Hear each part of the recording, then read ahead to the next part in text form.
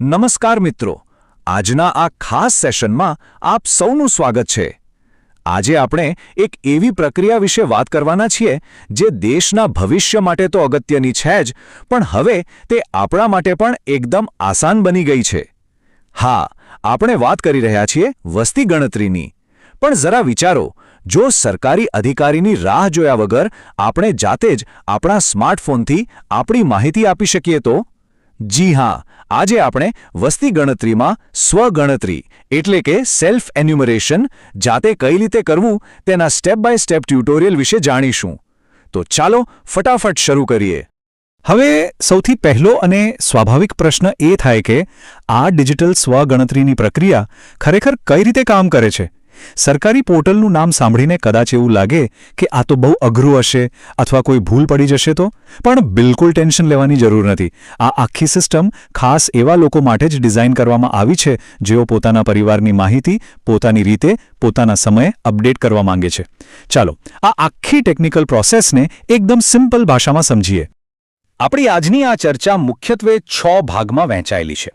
સૌથી પહેલા સ્વગણતરીની પ્રસ્તાવના, પછી સ્ટેપ 1માં પોર્ટલ રજિસ્ટ્રેશન, સ્ટેપ 2માં યુનિક આઈડી મેળવવો, સ્ટેપ 3માં વિગતો ભરવી, સ્ટેપ 4માં ફોર્મ સબમિશન અને છેલ્લે અધિકારી સમક્ષ વેરિફિકેશન।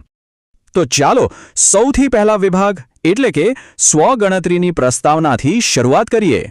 એક વાતની ખાસ નોંધ લેવી જોઈએ કે આજના આ સેશનમાં આપણે જે માહિતી જોઈ રહ્યા છીએ તેનો મુખ્ય સોર્સ મામલતદાર કચેરી તળાજા દ્વારા રજૂ કરવામાં આવેલી માર્ગદર્શિકા છે।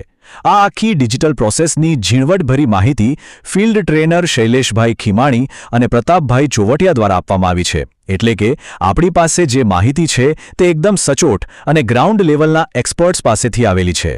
અને આ પ્રોસેસની સૌથી બેસ્ટ વાત શું છે ખબર છે? તમારે કોઈ જટિલ કે મોંઘા સાધનોની જરૂર નથી। બસ તમારા ખિસ્સામાં રહેલા સ્માર્ટફોન કે ઘરના કમ્પ્યુટરથી કામ થઈ જશે। કોઈ પણ એક ડિવાઇસ પસંદ કરો, સત્તાવાર પોર્ટલ પર જાઓ અને સ્ટેપ્સ ફોલો કરો। એટલે કે જો તમને બેઝિક ઇન્ટરનેટ વાપરતા આવડે છે તો આ કામ તમારા માટે રમતવાજ છે। હવે આગળ વધીએ વિભાગ 2 તરફ, જે છે સ્ટેપ 1 પોર્ટલ રજિસ્ટ્રેશન। રજિસ્ટ્રેશનની પ્રોસેસ એકદમ સીધી અને સિમ્પલ છે। સૌથી પહેલા તમારે વસ્તી ગણતરીના ઓફિશિયલ પોર્ટલ પર જવાનું છે। ત્યાં તમારો મોબાઈલ નંબર અથવા તો ઈમેલ આઈડી નાખવાનો રહેશે। આટલું કરશો એટલે સિક્યોરિટી માટે તમારા પર એક ઓટીપી એટલે કે વન ટાઈમ પાસવર્ડ આવશે। આ ઓટીપી નાખીને તમારે લોગિન કરવાનું છે। આ તો આપણે રોજબરોજ કેટલી એપ્સમાં કરીએ છીએ, ખરું ને? બસ એટલું જ સહેલું છે। લોગિન થયા પછી આપણો ત્રીજો વિભાગ આવે છે સ્ટેપ 2 યુનિક આઈડી જનરેટ કરવો। પોર્ટલમાં એન્ટર થતાં જ કોઈ લાંબુલચક ફોર્મ તમારી સામે નહીં આવે। શરૂઆતમાં માત્ર 2 જ બેઝિક ડિટેલ્સ આપવાની છે। એક તો તમારા પરિવારના વડા એટલે કે હેડ ઓફ ધ ફેમિલી કોણ છે અને બીજું તમારા પરિવારમાં કુલ કેટલા સભ્યો છે। બસ આટલી જ માહિતી આપીને આપણે સિસ્ટમમાં આપણા પરિવારનું એક મૂળભૂત એકાઉન્ટ ઊભું કરીએ છીએ। હવે અહીંયા એક બહુ જ અગત્યની વાત છે। જેવી તમે આ બેઝિક વિગતો સબમિટ કરશો કે તરત જ સિસ્ટમ તમને એક રેફરન્સ નંબર આપશે। ટ્રેનર્સે આ બાબત પર ખૂબ જ ભાર મૂક્યો છે કે આ રેફરન્સ નંબરને સાચવી રાખવો અત્યંત જરૂરી છે। તમે એનું સ્ક્રીનશોટ લઈ શકો છો અથવા ક્યાંક લખી શકો છો, કારણ કે આ માત્ર એક નંબર નથી પણ આગળની આખી પ્રોસેસની ચાવી છે। નંબર સેવ કરી લીધા પછી આપણે પહોંચીએ છીએ વિભાગ 4 પર, સ્ટેપ 3 વિગતો ભરવી। આ એ તબક્કો છે જ્યાં તમારે મુખ્ય ફોર્મ ભરવાનું છે। જો તમે બધી માહિતી એકસાથે જોશો તો કદાચ ગભરાઈ જશો, પણ ચિંતા ન કરો। સરકારે આને 4 નાના અને સુવ્યવસ્થિત ભાગોમાં વહેંચી દીધું છે। સૌથી પહેલા આવશે તમારી પર્સનલ ઇન્ફોર્મેશન, જેમ કે નામ, ઉંમર અને મેરિટલ સ્ટેટસ। પછી બીજો ભાગ છે શિક્ષણ અને વ્યવસાયનો।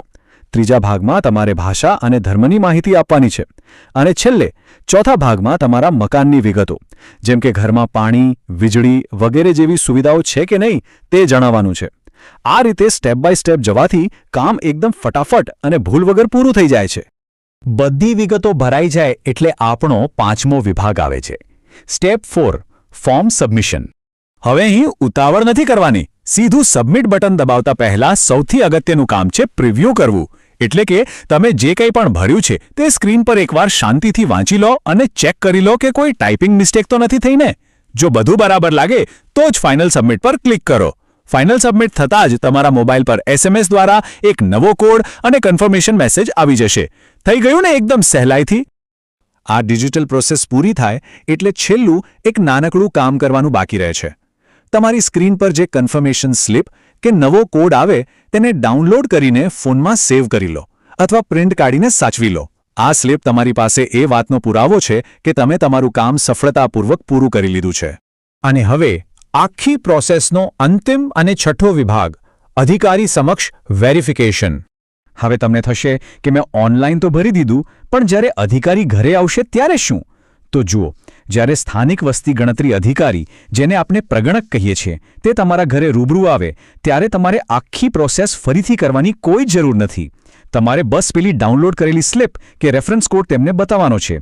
અધિકારી તે કોડ પોતાના ડિવાઇસમાં નાખશે અને તમે ઓનલાઈન ભરેલી તમામ વિગતો ત્યાં જ સેકન્ડોમાં વેરીફાઈ થઈ જશે. વિચારો, આનાથી તમારો અધિકારીનો સમય અને કેટલા બધા કાગળની બચત થશે. આ આખી માર્ગદર્શિકા જોયા પછી આપણે ક્લિયરલી જોઈ શકીએ છીએ કે આ પદ્ધતિ ખરેખર કેટલી સ્માર્ટ અને કન્વિનિયન્ટ છે. જતાં જતાં એક બહુ જ રસપ્રદ વિચાર આવે છે કે જ્યારે મોટાભાગના નાગરિકો આ ડિજિટલ સ્વગણતરી અપનાવશે ત્યારે આપણો રાષ્ટ્રીય ડેટા કેટલો ઝડપી અને સચોટ બની જશે.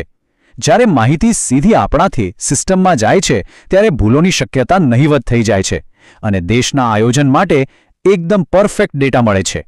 આશા છે કે આજના આ સેશનથી તમને સ્વગણતરી વિશે પૂરેપૂરી માહિતી મળી ગઈ હશે. તો શું તમે તમારી આગામી વસ્તી ગણતરી જાતે કરવા માટે તૈયાર છો?